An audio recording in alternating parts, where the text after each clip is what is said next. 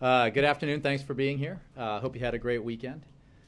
The Red Sox won last night, in case you missed it. Heck of a series. Johnny Gomes. How about that? And Uemara, the whole team. Very exciting for baseball fans everywhere. Saturday's game was not as good. Before I take your questions, a couple of announcements. First off, tomorrow the President will meet with CEOs from the financial, energy, defense, and information technology sectors to discuss cybersecurity and the implementation of the President's Executive Order 13636 on improving critical infrastructure cybersecurity. This meeting is part of the administration's ongoing dialogue with the private sector on cybersecurity. Second announcement. This one's on a different subject. The Centers for Medicare and Medicaid Services announced major savings for seniors and people with disabilities on Medicare, following measures put in place by the Affordable Care Act to strengthen Medicare by slowing healthcare costs growth and saving money for Medicare beneficiaries. Next year, premiums and deductibles for Medicare Part B, which covers items like physician's visits, outpatient hospital services, and durable medical equipment, will not increase, seeing zero growth from 2013. In fact, the average growth of Part B premiums over the past 5 years was slower than nearly any other 5-year period in the program's history.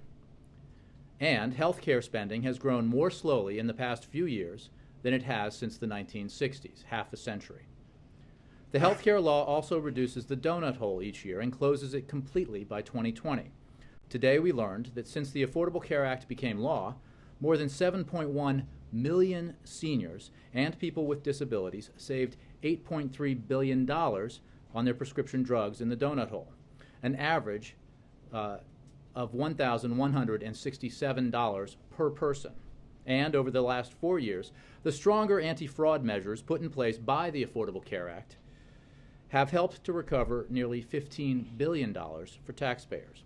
Affordable Care Act changes that pay hospitals and doctors based on the quality rather than the quantity of care they deliver for patients are beginning to have an effect. For example, hospital readmissions have started to drop after being stuck for years. These lower costs and better care are great news for the trust funds, great news for taxpayers, and really great news for people on Medicare. With that, I will go to your questions. Josh. Thanks, Jay. There's a report out from the Wall Street Journal that says that the president did not learn until this summer that the NSA had been tapping Angela Merkel's phone for years, as it had been with other world leaders. Was the president kept out of the loop about what the NSA was doing? Josh, what I can tell you is two things. First, that I'm not going to get into details of internal discussions, but the president clearly feels strongly about making sure that we are not just collecting information because we can, but because we should. And I noted the other day a readout from a phone call the president had with Chancellor Merkel made clear that we do not and will not monitor the Chancellor's communications. More broadly, I think it is worth stepping back and looking at a couple of things. Today's world is highly interconnected, and the flow of large amounts of data is unprecedented. There are communications methods that we hadn't even conceived of 10 years ago that we are adapting to, and we know innovation is going to continue.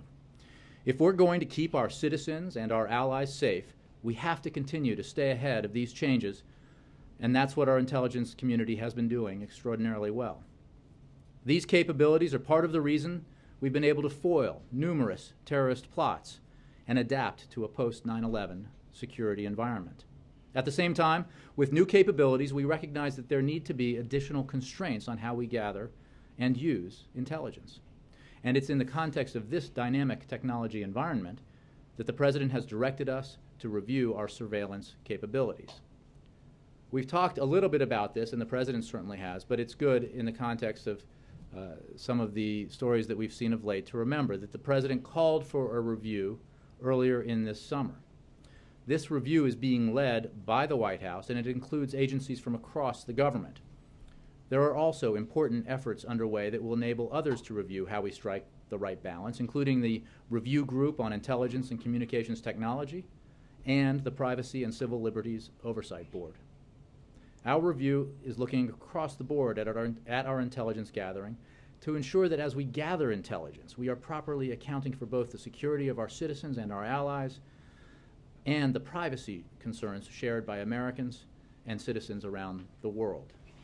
We also need to ensure that our intelligence resources are most effectively supporting our foreign policy and national security objectives, that we are more effectively weighing the risks and rewards of our activities. And that includes ensuring that we are focused above all on threats to the American people. Once again, as you've heard the President say, we need to ensure that we are collecting information not just because we can, but because we should, because we need it for our security. So, again, I won't go on too long, but I think that it's important to contextualize some of these revelations, to look at what the administration is doing, to review our intelligence activities, and to look at how we balance the need for security in this completely transformed world that we live in because of the technology advances that have occurred, and then against, as I said earlier, the clear and real privacy concerns that Americans and people around the world share. You just mentioned that it's important for us to make sure that our intelligence gathering above all is about protecting American security, and you and the President in the past have talked about the NSA really being focused on things like terrorism, proliferation of WMDs. Mm-hmm. Can you assure our allies that the U.S. is not using the NSA's intelligence capabilities to promote American economic interests? We do not use our intelligence capabilities for that purpose. We use it for security purposes. First of all. And second of all, it's very important to recall, too, that we have extraordinarily strong and important intelligence and security relationships with our allies, and that those relationships are vital to help keep Americans safe, abroad, and to help keep our allies safe. And that kind of relationship, those kinds of relationships are key to the security of this nation and of our allies. So again, we're conducting a review. We are mindful that some of these disclosures have caused tension in our relationships. We deal with those issues through diplomatic channels, and we are in direct communication with a number of countries on these matters. The President is very serious about, as you heard him say in August, about ensuring that this review take place, that we strike that balance, that we remember that our intelligence services and the people in them do extraordinary work to keep us safe every day, and that we're one attack away from assessments about what went wrong in our intelligence capabilities and collection. So we need to remember that the gathering occurs for a purpose, and that's why the review has to look at that issue that the President has identified, that just because we've made these extraordinary technological advances that give us greater capacities, we need to make sure that we're collecting intelligence in a way that advances our security needs, and that we don't just do it because we can. And Jay, on Saturday, Secretary Sebelius held up the Data Services Hub as an example of what was working well with healthcare.gov. On Sunday, the Data Hub crashed and took down the entire enrollment functionality with it. With new major technical problems continuing to emerge, how should Americans be confident that these problems will be fixed, as you said, by the end of November? Josh, as you know, Verizon Terramark successfully resolved the issue with the networking component overnight, and as of 7 a.m. Eastern Time this morning, the Data Services Hub was fully operational. The healthcare.gov technical team continued troubleshooting the issue with the online account creation process in the application, and has now opened the online application and enrollment tools back up to consumers. So this was the host for the site that had troubles that led to the site shutting down. It is now up and running again.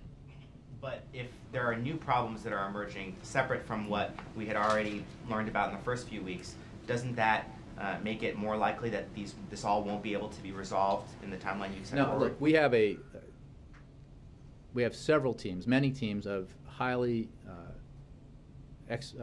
highly qualified experts who are addressing the identified and isolated problems that do exist and have existed with the website, and they are fixing them incrementally, as Jeff Zients and others have talked about. That work continues, and the improvements are happening every day. And the consumer experience on the website will continue to improve every day, incrementally, as those changes are made. More changes have taken place that make the website more efficient and effective for consumers as we speak.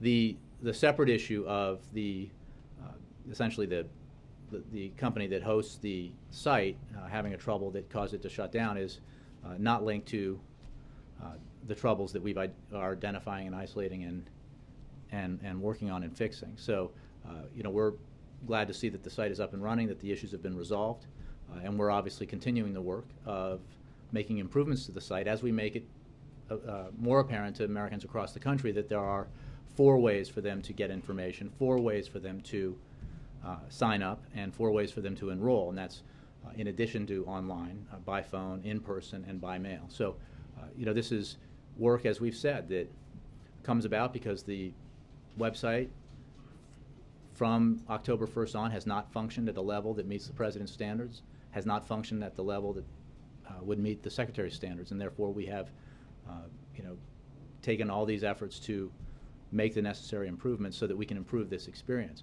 What's important to remember, too, however, is that from day one, Americans have been able to get information, Americans have been able to sign up, and they have been able to enroll. Because in the end, this isn't about a website, it's about making sure that millions of Americans have access to affordable health insurance, many of them for the first time. Yes? Thank you, Jay. The report that Josh mentioned, citing officials, made it sound as if the program had been underway for a number of years and that when the President learned about it, he ordered it stopped. Does the President continue to have full confidence in General Alexander to administer security? The President has full confidence in General Alexander and the leadership at the NSA and in the rank and file at the NSA, who do extraordinary work on behalf of every American citizen and on behalf of our allies and keeping them safe.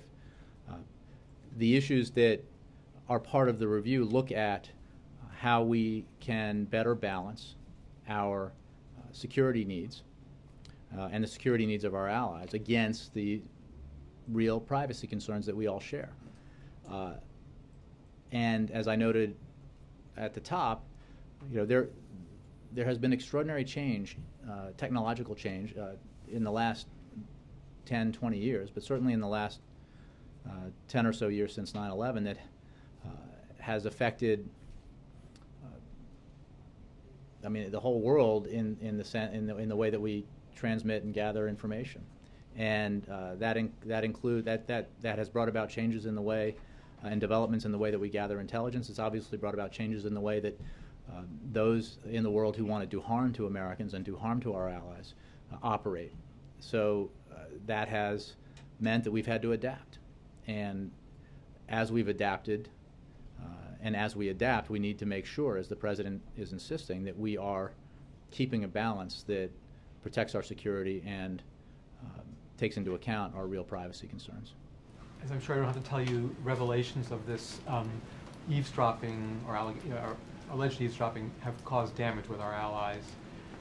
When would you expect the reviews that you've talked about to be done, and would you expect them to include any scaling back of monitoring of phone conversations by our friends? The entire review that is being led by the White House will be completed by the end of the year. There are other efforts, as you know, underway by the Review Group on Intelligence and Communications Technology, as well as the Privacy and Civil Liberties Oversight Board. In tandem, the President also announced that the administration will work with Congress to pursue appropriate reforms of Section 215 of the Patriot Act.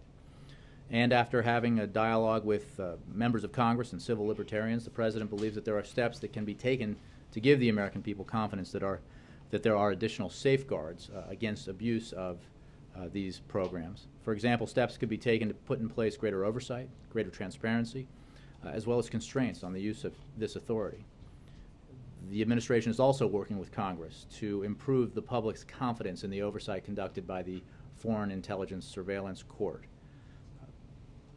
Moreover, the President has directed the intelligence community to make public as much information about these programs as possible, mindful of the fact that these are very sensitive security programs. The administration has declassified unprecedented information about the activities of the NSA, and we are continuing to do so. So there are a number of efforts underway that are designed to increase transparency, to work with Congress to look at reforms to the Patriot Act, to look at ways that we can increase oversight and increase constraints on the authorities provided by these programs.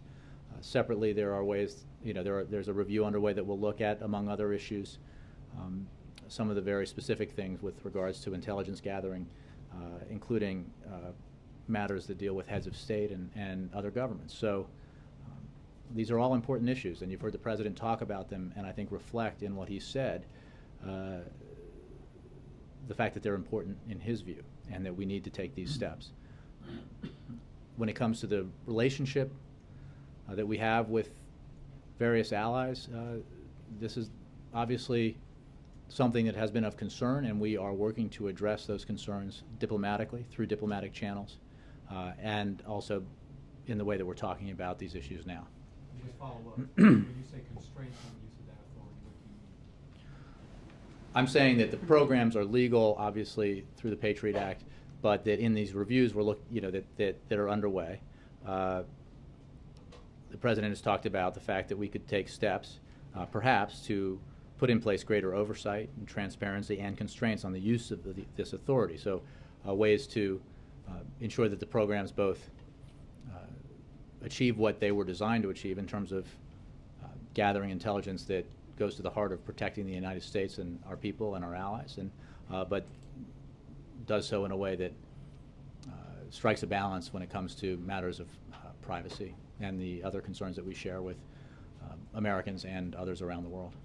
Jim. Jay, back in September in Stockholm, the President said, "I can give assurances to the publics in Europe and around the world that we're not going around snooping at people's emails or listening to their phone calls."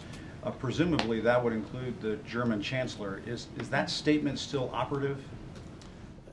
Jim, what the President said was true, and what I can tell you is what I've just said when it comes to the questions about communications involving Chancellor Merkel, the fact that we do not and will not monitor those communications, and the broader fact that we are engaged in a review that will look at that issue and other issues through the lens of making sure that we are focused on using the tools available to us to gather intelligence that we need, not just gather intelligence because we can.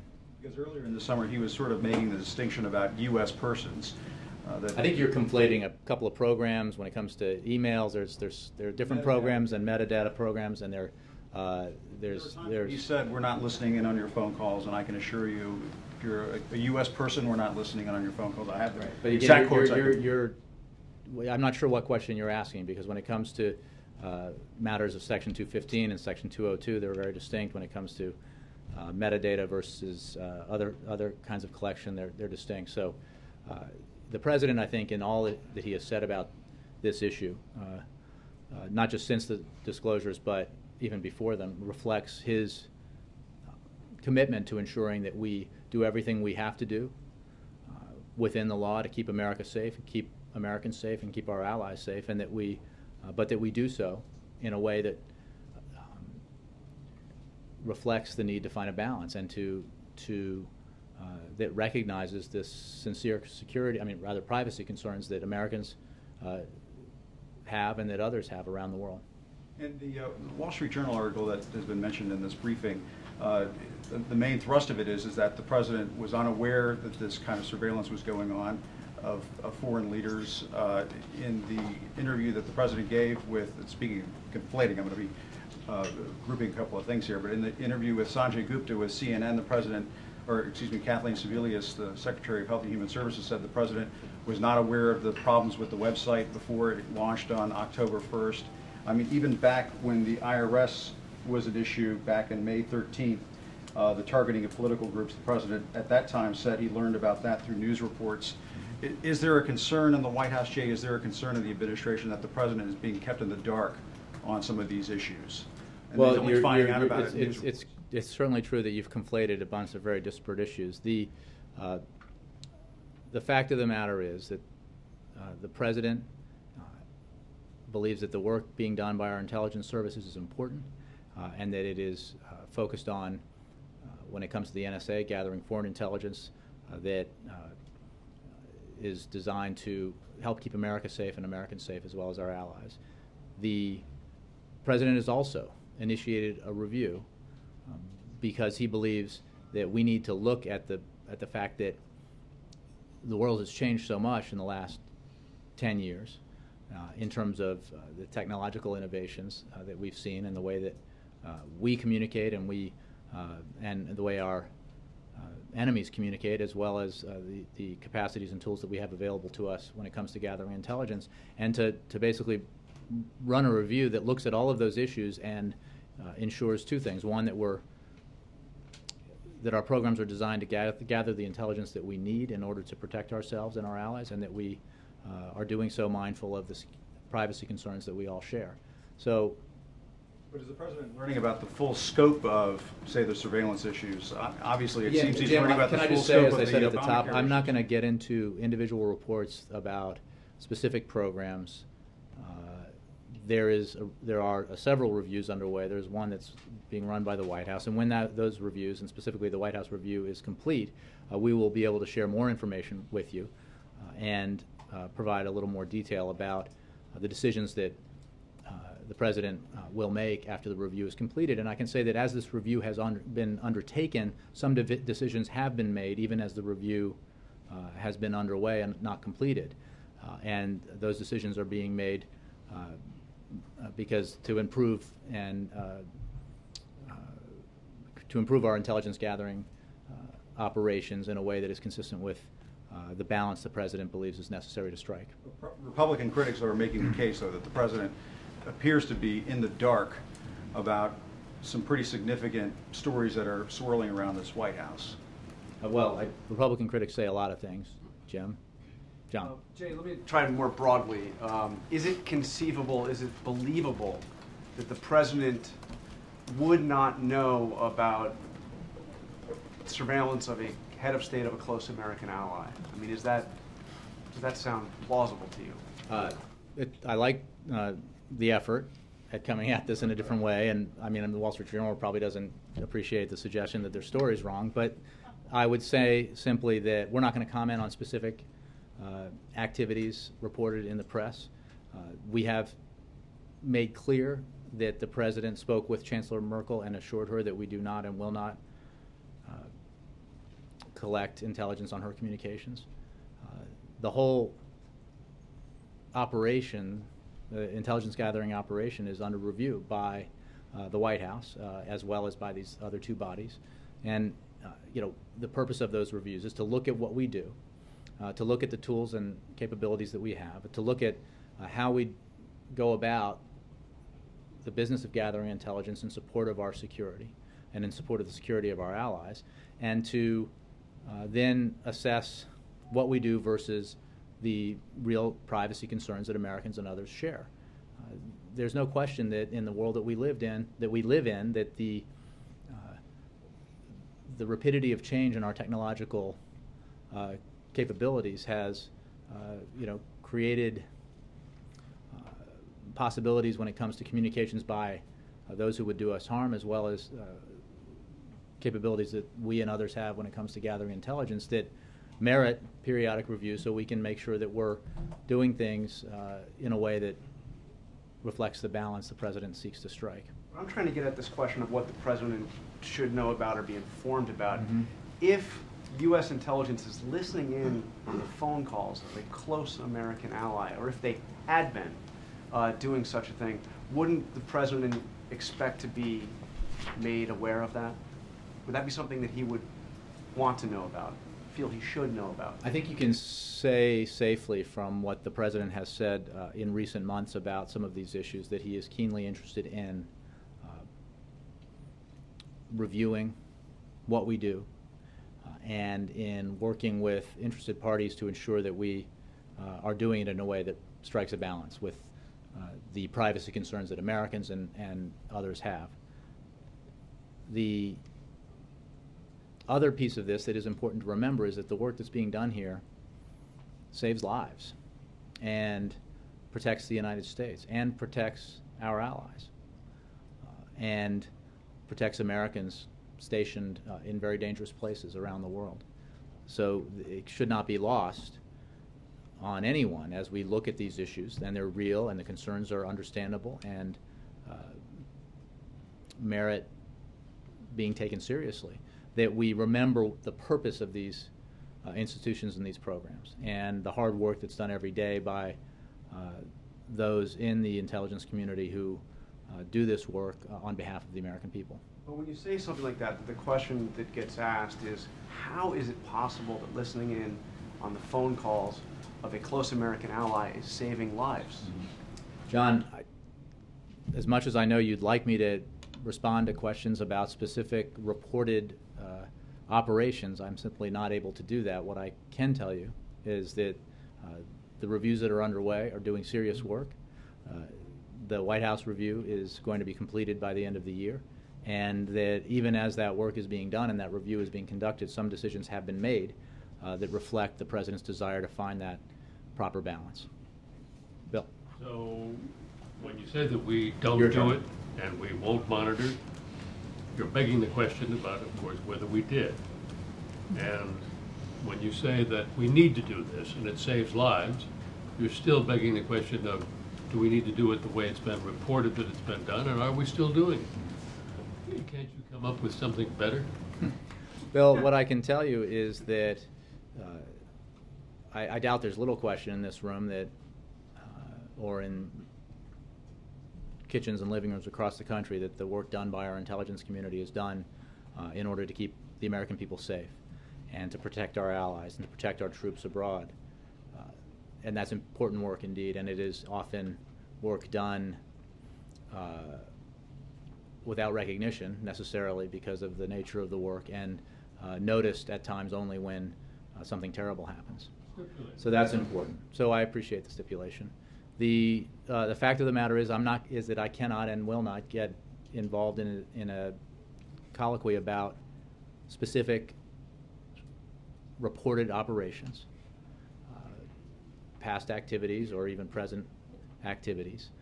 These reviews are underway, and we are, as part of that process, endeavoring to make available more information about what the NSA does and about the programs that have been discussed a lot of late.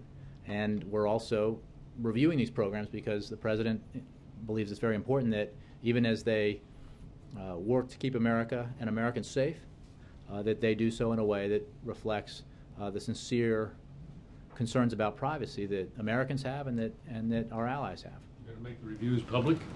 We will make the information public that we can make public, and we will be more transparent about this than has ever been the case in history. That is already true. We have released more information about what the NSA does than has ever been released before. So the answer is yes, mindful of the fact that we're talking about very sensitive programs that are secret for a reason, or elements of which are secret for a reason. Have you got anything on the EU meeting? Yeah. I got anything? John Christopher, he stole your thunder. I can't. Didn't think somebody else would be asking about the EU meetings. A group of visiting EU parliamentarians will be in Washington early this week and will meet with officials from the Departments of State, Commerce, Treasury, Homeland Security, the Office of the Director of National Intelligence, and the National Security Staff. These meetings are part of an ongoing U.S.-EU discussion of privacy issues. So these are... Look, we have been, I think, very forthright in acknowledging the tensions that these disclosures have caused. President's talked about it, Secretary of State has talked about it, national security advisors and others have talked about it, I've talked about it, and we are in discussions directly, as these meetings reflect, with countries that have been the subject of some of these disclosures because we take their concerns seriously. You're admitting that there have been disclosures, but you won't talk about the disclosure.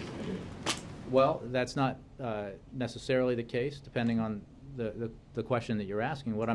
But you also didn't note that what I'm saying is we're acknowledging the tension that this has caused. We understand that this has caused concern in countries that represent some of our closest relationships internationally, and we are working to allay those concerns and to discuss these issues, and will continue to do so because those relationships are so important for so many reasons, including for security reasons.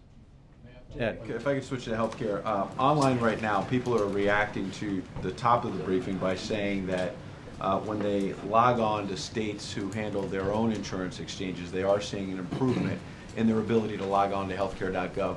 But in states who go through the federal exchange, they're getting this sign that says the system is down as you speak. So how can you say at 7 a.m. this morning it was all back up and running? How can people out there be confident? Well, obviously I'm not online right now, Ed, or with people who are emailing you, but what Verizon Terramark has announced is that they successfully resolved the issue with the networking component overnight, and as of 7 a.m., the Data Services Hub was fully operational.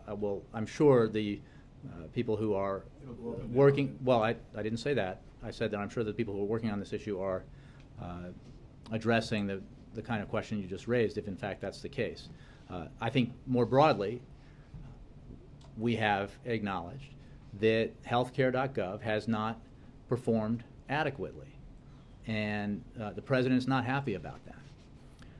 Secretary Sebelius is not happy about that, and that is why we have dedicated these focused resources to fixing the existing problems and getting that site operating at a level that will allow millions of Americans to have the kind of user experience they deserve and need to have online when they're shopping for affordable health insurance and enrolling in affordable health insurance plans.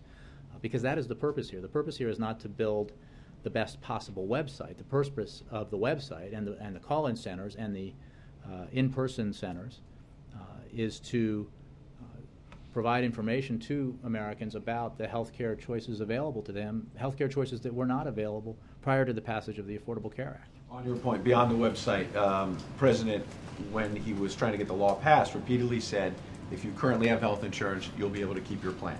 This morning, David Axelrod was pressed on that point and said the majority, the vast majority, will get to keep their plans.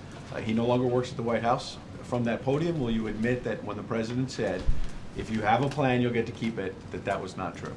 Well, let's be clear. What the President said and what everybody said all along is that there are going to be changes brought about by the Affordable Care Act that create minimum standards of coverage, minimum services that every insurance plan has to provide, so that an individual shopping for insurance, when he or she purchases that insurance, knows that maternity care is covered, that preventive services are covered, that mental health services are covered, that the insurance policy you buy doesn't have an annual limit or a lifetime limit, that there are out-of-pocket expenses capped at a maximum level, both annually and for a lifetime. So it's true that there are existing health care plans on the individual market that don't meet those minimum standards and therefore do not qualify for the Affordable Care Act. There are some that can be grandfathered if people want to keep insurance that's substandard. But what is also true is that all Americans who have insurance on the existing individual market will now have numerous options available to them, and 6 out of 10 will pay less than $100 per month in premiums for better insurance. It's not even an apples and apples comparison. This is qualitatively better insurance coverage than what was available in many cases to Americans around the country in an area of the insurance market, by the way, that was so lightly regulated that you often didn't know what you were getting. So you could sign an insurance policy, get that plan, pay a lot of upfront money, premiums, out-of-pocket expenses, and then find out that because of the fine print, it doesn't cover the actual condition that you have. That will no longer be the case. So I get what the effort here is, but the fact is that Well, the president said one thing, and you're admitting that that's not going to be the case, that not everyone's going to keep their plan. They will admittedly wind up probably with better insurance in the long run, and so they may be healthier. That should be said. But the president sold it as, if you have a plan, you'll get to keep it, and that's not true. Ed, I appreciate what you're trying to do. 80+% of the American people already get insurance through their employer, through Medicare, through Medicaid. They don't have to worry about or do or change anything. Those remaining individuals who do not have insurance at all now will have it available to them through, or don't have insurance at all or get it through the individual market, will now have insurance available to them through expanded Medicaid services in those states that have accepted the expanded Medicaid program, as well as through the healthcare marketplaces. And it's correct. I mean, I take your point. It's correct that substandard plans that don't provide minimum services, that have a lot of fine print that leaves the consumers in the lurch often because of annual caps or lifetime caps or carve-outs for some pre-existing conditions, those are no longer allowed because the Affordable Care Act is built on the premise that health care is not a privilege, it's a right, and there should be minimum standards for the plans available to Americans across the country. The last one, there was a woman on CBS this morning when you say it's substandard and now people will be, it'll be better for them from a cost standpoint. 56-year-old woman in Florida on CBS this morning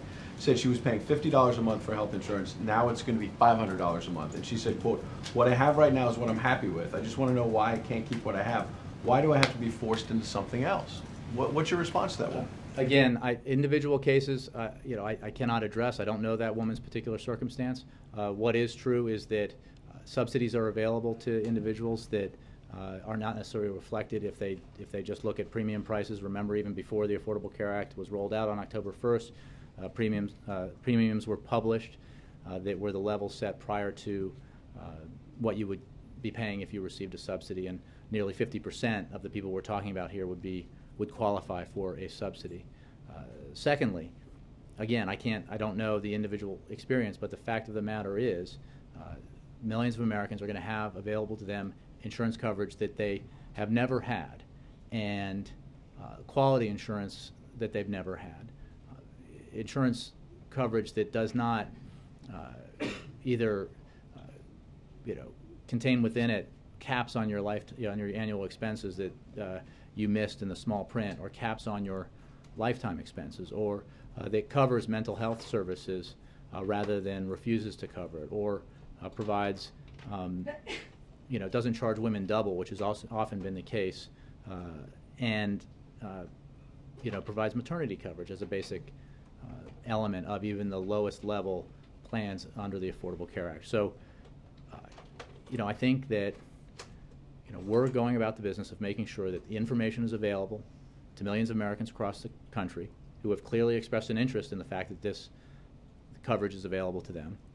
And we're going to work day by day to improve access to that information through the online site and through the other means available to Americans, because this is so important that Americans have this insurance available to them. Yes? Jay, what percentage of individuals on the individual market will in fact lose their plan or have to change or find a new plan?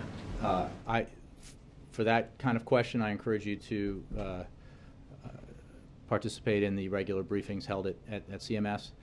Again, I think that insurance companies that have existing products that do not meet minimum standards obviously cannot, those products are not, they don't fit under the Affordable Care Act anymore. There's a minimum level of insurance coverage that is part of even the most basic plans under the Affordable Care Act.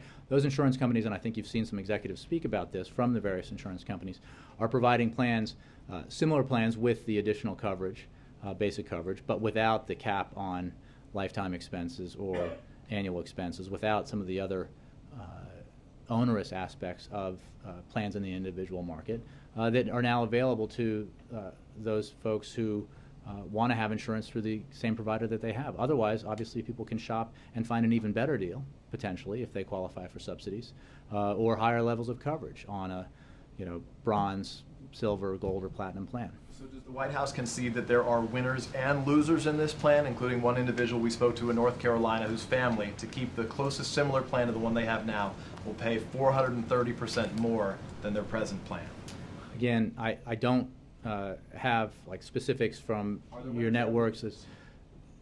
Peter, what I can tell you is that overwhelmingly, people are going to have affordable health care available to them that wasn't available before. And I understand that there are existing plans that are so bare bones. They don't provide adequate coverage. They may have enormous premiums. They may have carve-outs for pre-existing conditions. They may have lifetime and annual caps that their purchasers don't even know about until they get the bill. So it is not a fair comparison to compare those kinds of plans, which were part of the problem, to the basic level insurance that's provided under the Affordable Care Act. A couple questions given the NSA story right now. Is the president still using his BlackBerry? I have no change to announce in terms of the president's communications. So since he fought so hard to keep it when he became president in 2009, I guess I'm curious if there have been any changes made in terms of the precautions in place, the protections being taken right now to protect him from being surveilled by some other country. So you're asking me about security precautions taken to protect the president's communications from foreign surveillance. I'm not asking for his phone number. I'm just saying that you say the intelligence gathering process has changed over time, which has enabled us to keep up with it as we surveil foreign nations for information. So have we done things over the course of that time, adding precautions to protect the president's own phone? I would address that question to the Secret Service. Margaret. Thank you. Has President Obama ever signed a finding requesting surveillance of a foreign leader, or otherwise tasked the intelligence community to provide intelligence on foreign communications? I have no information to provide about specific reported intelligence activities. I can recite some of the answers I gave to prior questions, but you probably don't want me to do that. I'll so keep going. I had a couple others. Thanks. I'll just save you time. Has the president's PDF ever contained any information about those activities since President Obama took office? I think you mean PDB, and I think you mean a highly classified, sensitive document that and briefing that I won't. That might come in PDF form, but.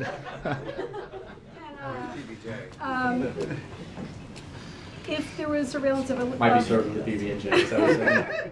Okay, that's good. if there were surveillance of at least 35 world leaders, can you tell us when he instructed that it stop against Chancellor Merkel, did it also stop against the other foreign leaders?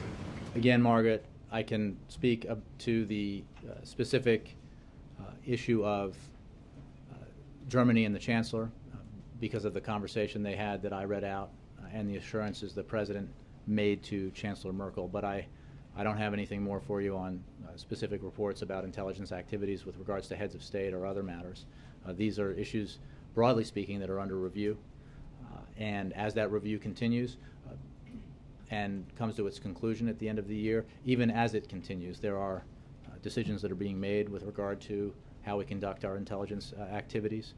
And I'm sure more will be made as time goes on. And then when the review is concluded and the President has made some assessments, then we'll provide as much information as we can about that and those decisions when we can. I understand you can't talk in details. I just want to make sure that we're all square on the same question. So the journal story suggests that the President didn't know about it until he knew about it and then asked it to stop. I think it's fair to say the President didn't know about it until he knew about it. Just because he wasn't, in fact, just because he wasn't briefed by General Alexander doesn't mean that he didn't know about it. Just to be clear, you're saying that you're not going to answer questions about when the President knew that they were surveilling the about leaders. specific operations that have been reported in the press and when the President. That sounds so vague. I mean, we're actually talking about. No, I'm saying they're specific, and I'm saying that I can't talk about specific intelligence activities reported in the press. I can speak broadly about the issues that surround some of these reports and the review that has been underway in part because of these reports and what the President believes we ought to seek as we do this review and what our goal ought to be in terms of finding the proper balance between the necessary surveillance that we must conduct, like other nations conduct, in order to protect Americans and the nation and our allies, and the privacy concerns that many of us have, understandably, both here and abroad. But you may very well have known since January 2009 that we tapped Angela Merkel's phone and 35 other people's. You're just not saying yes or no right now because the position is that you're Again, I'm not going to into address detail. specific reported information. So, I mean, just imagine, if you will, set aside the specific nature of this report and imagine any other potential true or false intelligence operation that might be reported in the press, and imagine whether or not I or any other official could discuss that openly like this. So I think that the point is that we are very mindful of the concerns that have been raised by, in particular, our allies on some of these issues, and the President has had conversations, and others have had conversations with their counterparts, and those conversations continue through the appropriate diplomatic channels. And then, obviously, when it comes to Germany, we made clear a piece of information as regards the President's conversation with the Chancellor. Julia, and then Chris. Hey, so the President is going to Boston to talk about the Affordable Care Act on Wednesday. Can you talk a little about what he might say that's any different from what he talked about in the Rose Garden, and more broadly? You trying to decide whether to make the trip, or? It is Wednesday in Boston. I'm just saying. Exciting, but more broadly, Game how? Is it going? Clearly, we know you will be going. is the No point. scheduling announcements to make. Back But to is the it a ACA. possibility? Back to the ACA. In terms of more broadly, what the White House is trying to communicate, given that the website isn't fully functional, the call centers are experiencing some problems. Is there anything that you're trying to communicate now that we have this understanding that you expect everything to be working smoothly by the end of November as opposed to in the next few weeks? Well, I think when you say everything, I think we're being very specific about what we're talking about, and that refers to the website. I don't want to preview in detail what the President will say in Boston. Obviously, the central points about the importance of the Affordable Care Act and the insurance that will be available to millions of Americans because of it will remain. And while some of us in this room may feel like we've heard it before, millions of Americans out there are eager to find out more information, to hear from the President, hear from others about the fact that come January 1st, this insurance coverage will be available to them. And for many of them, if you're, as I've said in the past, if you're a breast cancer survivor, you're a single mom, and you've been priced out of affordable coverage because of your pre-existing condition, or you are hanging on barely financially because of the extraordinary costs you have to pay because of your pre-existing condition, January 1st is a very important day for you. And that story is replicated across the country in the hundreds of thousands and millions even. So the fundamental issues here don't change. I think Massachusetts is an interesting place to visit because of the Massachusetts experience. As you know, Massachusetts implemented on a state level a program very similar to the Affordable Care Act. It had its own launch difficulties. It had, I think, some notable,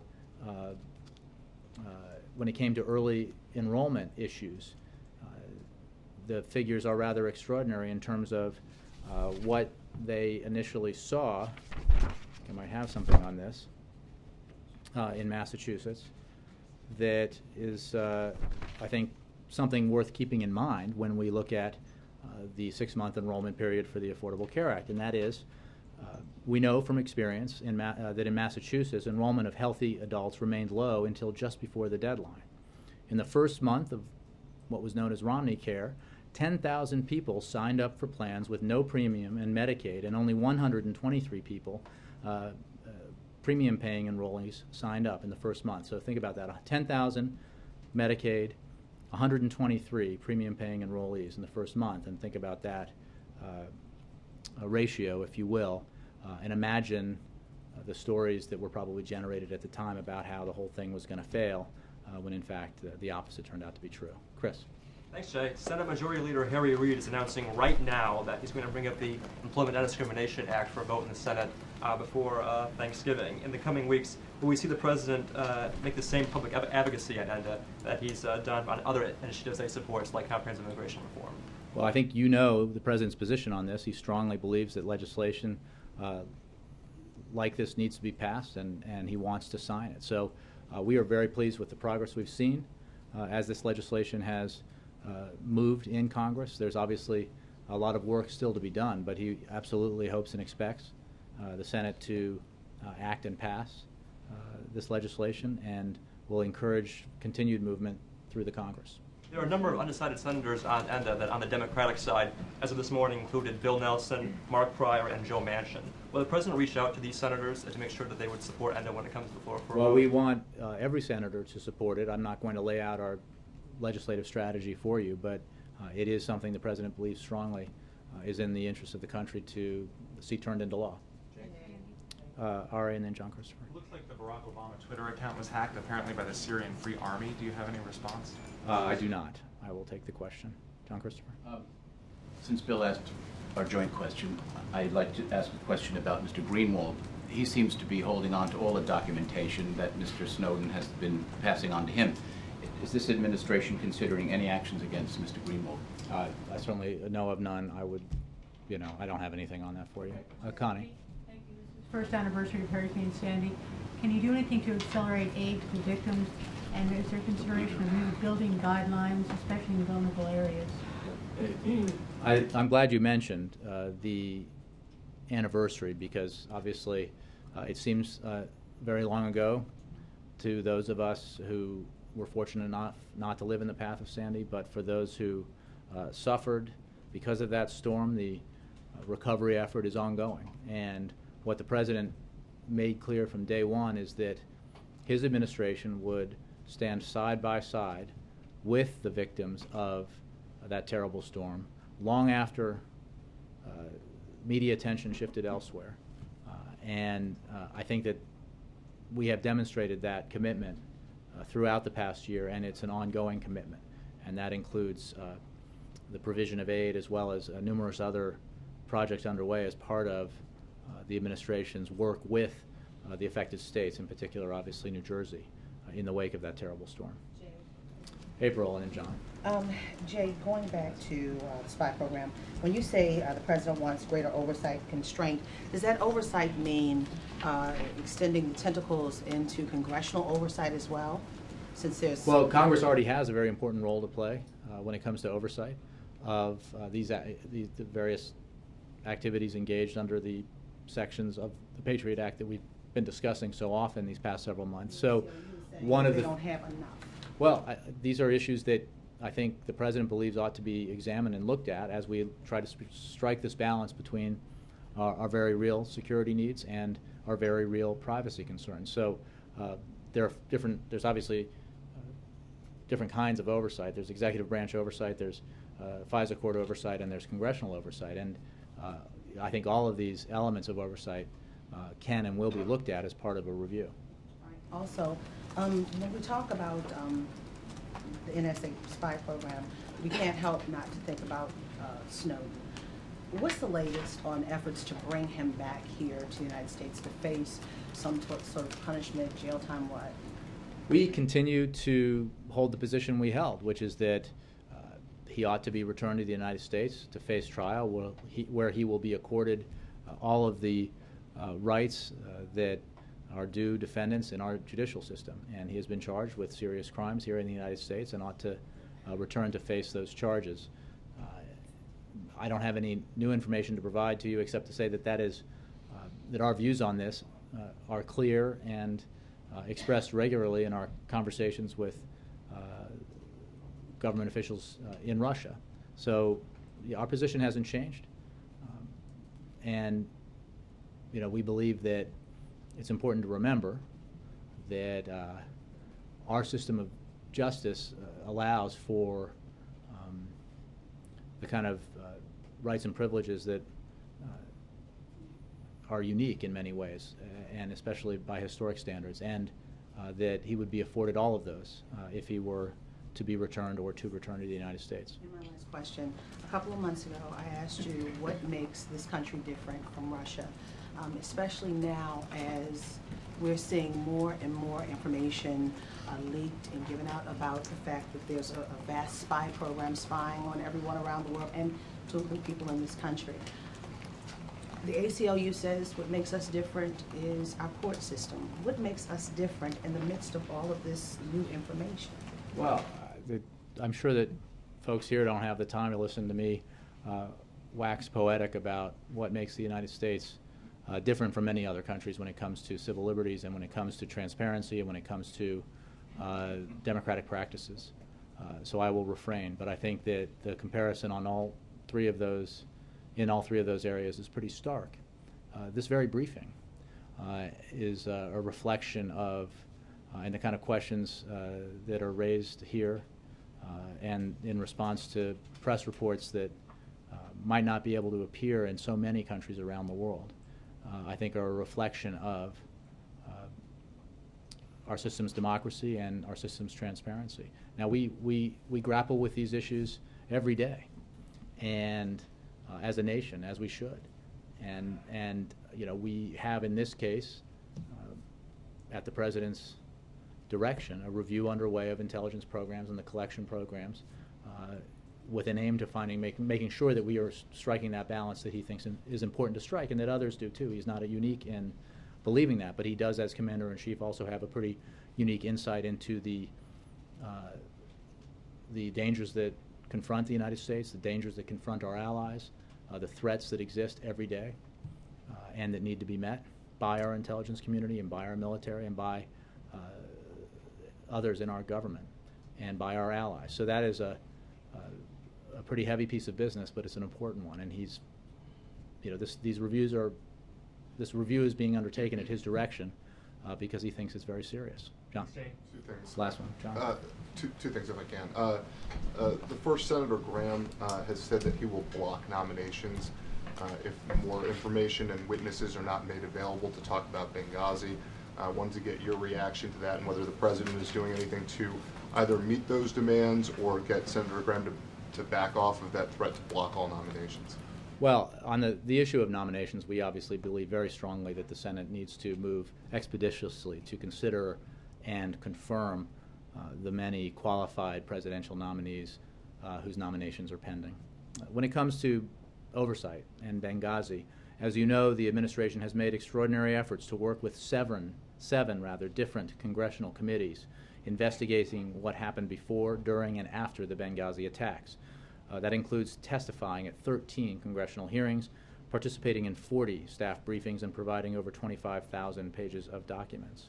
And just today, there are news accounts that I trust are accurate that the House Oversight and Government Reform Committee collected hours of testimony from State Department employees who were in Libya on the evening of the attacks. Again, that's today. The State Department has worked in good faith to meet the Hill's many requests, and they will continue to review legitimate incoming requests. But let's be clear that some Republicans are choosing to play politics with this for partisan purposes, and we find that unfortunate. What happened in Benghazi was a tragedy. It is absolutely the case that there was not adequate security for the 4 individuals who lost their lives, for the Americans who were there on the ground. It was the task of the Accountability Review Board set up by Secretary Clinton, approved by the President, or with the President's approval, chaired by Ambassador Pickering and Admiral Mullen, to investigate issues, especially around security and the inadequacy of the security at the facilities in Benghazi, and to recommend steps that needed to be taken so that we can focus on the principal goal here, which is to ensure that adequate security is provided around the world where Americans are serving, often in harm's way. You know, when it comes to I think the evident politicizing of Benghazi, it is as unfortunate today as it was, you know, last year and since then. You said some Republicans are playing politics. Are you saying Senator Graham is? No, I'm not. I think that in general that has been the case. I'm not. I saw what Senator Graham said. I think it's unfortunate to hold up any nominee or any nomination process. And when it comes to doing so for this reason, I think I've noted the considerable cooperation that the administration has provided on these issues, including, again, if press reports are accurate, the fact that the House Government Oversight and Government Reform Committee collected hours of testimony from State Department employees who were in Libya on the evening of the attacks today. So that cooperation is ongoing. I know everybody around here has talked about working to fix the website rather than to fix blame, but should the American people expect that a person, a set of people, a contractor, someone will be held accountable for this failure to get the program moving as it was designed to? I think that you're right that we're focused now on fixing the problems on the website, making the whole structure function as efficiently as possible for the millions of Americans who clearly desire information about their insurance options and who clearly want to enroll in various insurance plans. You know, we're not going to Monday morning quarterback now. You know, there's obviously a lot of time ahead to look back at this process. Right now, we're focused on making it work. I'm not making any statements about you know, what that will look like in the future. Obviously, there's already congressional activity involved in oversight on these matters. We're focused on the goal here. The purpose and the goal was to provide affordable health insurance for millions of Americans who did not have affordable health insurance in the past, and we're continuing to focus on that goal. The question is, should the same quarterback or the same team start next week? What I would say to that is we have teams in place who helped build the system and who have obviously great insight into the system. We have added extra eyes and brains to those teams in order to accelerate the process of fixing the problems, and we think that's the right approach because, again, if your goal is to make the website work for the American people, as opposed to finding you know, places to affix blame, then the approach we're taking is the right approach. And that's the approach we're taking because we believe that health insurance is something that every American wants. Thanks very much.